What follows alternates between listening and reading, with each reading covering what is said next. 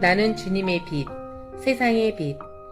하나님은 이스라엘 백성이 세상의 쾌락이 아닌 하나님의 리듬을 따라 살도록 전기를 명하십니다.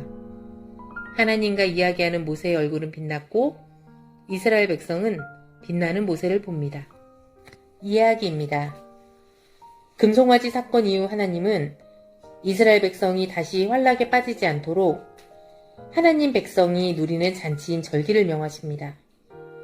유월절과 무교절은 이스라엘을 이집트에서 건져내신 하나님을 기억하는 절기입니다.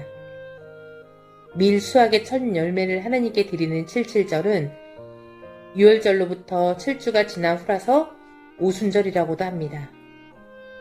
수장절은 40년의 광야 생활을 지키시고 인도하신 하나님을 기억하며 장막 생활을 하였기에 초막절이라고도 부릅니다. 모세는 시내산에서 40일 금식 기도를 하며 두 번째 십계명을 받습니다. 하나님과 대화하는 모세의 얼굴은 빛이 났습니다. 그 광채가 너무도 눈이 부셔서 모세는 수건으로 얼굴을 가려야 할 정도였습니다. 하나님의 영광은 중보자인 인간 모세의 얼굴을 통해 이스라엘 가운데 들어옵니다. 그 모습은 우리가 하나님과 교제하도록 새로운 길을 활짝 열어주시고 찬란한 영광으로 초대하시는 예수님을 떠올리게 합니다. 안녕하세요. 소유일의 큐티 하나쌤입니다. 오늘 말씀은 출애굽기 34장 18절에서 35절까지의 말씀을 나누어 보도록 하겠습니다.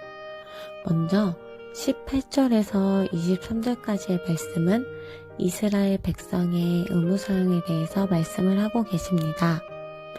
이스라엘은 무교절을 지켜야 하고 나귀의 첫 새끼를 어린 양으로 대속해야 하며 엿새 동안 일하고 제7일에는 쉬고 수장절과 칠칠절을 지켜야 하며 모든 남자는 1년에 3번 이스라엘의 하나님 앞에 모습을 보여야 합니다.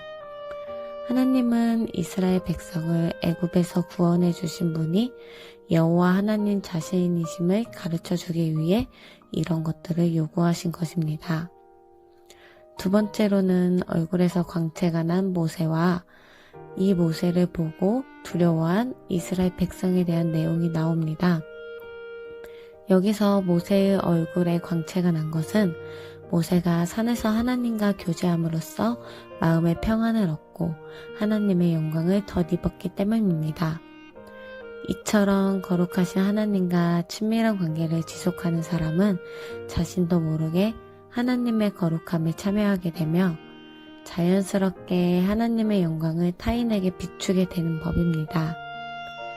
그리고 이스라엘 백성이 모세를 보고 두려워했는데 그 이유는 모세의 얼굴에 광채가 났기 때문입니다.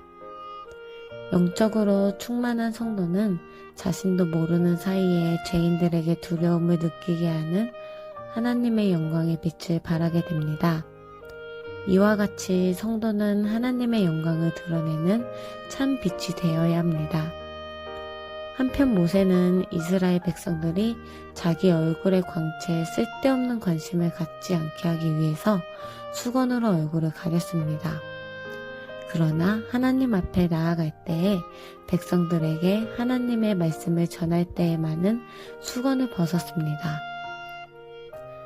이처럼 하나님의 자녀는 어두운 세상을 밝히는 빛입니다. 우리는 자체 발광체가 아니라 빛이신 주님을 반사하는 반사체입니다. 우리도 모세처럼 늘 주님과 교제를 하면 우리도 모르는 빛이 환하게 비추어질 것입니다. 우리 친구들도 하나님이 비춰주시는 빛으로 어두운 세상을 환하게 비추는 삶을 살며 오늘 하루도 말씀 안에서 알차게 살아가는 하루가 되었으면 합니다. 그럼 다음 시간에 만나요. 안녕.